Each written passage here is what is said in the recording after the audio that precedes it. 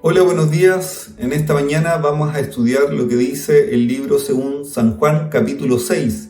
En este capítulo nosotros encontramos varias historias, pero nos vamos a detener solamente en algunas. La primera de ellas trata acerca de la alimentación de una gran multitud con 5 panes y 2 peces. La historia cuenta que una gran multitud siguió a Jesús y Jesús, preocupado por la situación de la multitud que no habían recibido alimento, lo más probable después de varias horas estando con él, y Jesús no solamente preocupado también por la parte espiritual, sino también por el alimento físico, le pregunta a los discípulos, ¿dónde podían comprar alimento para darle a la multitud?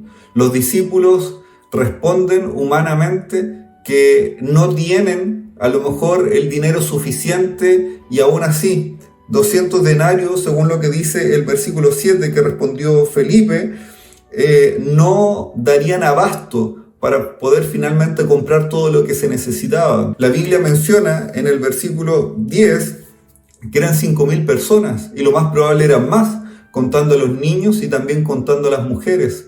Pero entra en escena un muchacho que no aparece su nombre, y que uno de los discípulos le habla a Jesús que este muchacho tiene 5 panes y 2 peces. Esos 5 panes y 2 peces Jesús los recibe, y en las manos de Jesús, aunque sea poco, Él puede transformarlo en una gran bendición. Lo poco que tenía ese muchacho en las manos de Dios, en las manos de Jesús, se transformó en el sostén de más de 5.000 personas. Y la gente, muy emocionada con lo que había ocurrido, dice el versículo 14, que aquellos hombres, entonces, viendo la señal que Jesús había hecho, dijeron, este verdaderamente es el profeta que había de venir al mundo. Por lo tanto, Jesús despide a la multitud, despide también a los discípulos, y Él se va solo a orar.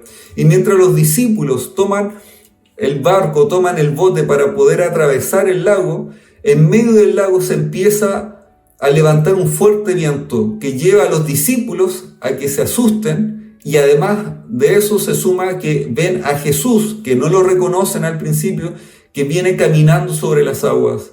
Todo eso, lo más probable que tiene que haber generado en los discípulos un nerviosismo, un miedo, un susto muy grande. Por lo tanto, aquí Jesús viene, se presenta a los discípulos, les dice las famosas palabras, yo sois, no temáis. Ellos se tranquilizaron y llegaron a la otra orilla. Y en la otra orilla ya se había juntado gente buscando a Jesús. Y muchos estaban buscando con esos intereses terrenales a Jesús, que Jesús pudiese ayudarlos en el aquí y ahora. A tal punto que Jesús tiene que decirle a la multitud, a las personas que estaban en ese lugar, en el versículo 33, porque el pan de Dios es aquel que descendió del cielo y da vida al mundo. Le dijeron, Señor, danos siempre este pan. Y Jesús les dijo, yo soy el pan de vida.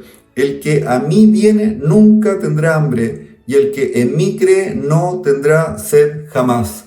Por lo tanto, aquí Jesús se presenta como el verdadero alimento, como el verdadero pan. Jesús quiere que nosotros entendamos que la única forma en que el ser humano puede ser realmente sustentado, puede ser realmente alimentado, fortalecido, así como lo hace el pan en nuestro cuerpo, es a través de Jesús. Así que Dios nos bendiga, que Dios nos ayude para que en el día de hoy lo que nosotros podamos hacer esté considerado también Jesús como alimento, como sustento para la vida de cada uno de nosotros. Que Dios nos bendiga.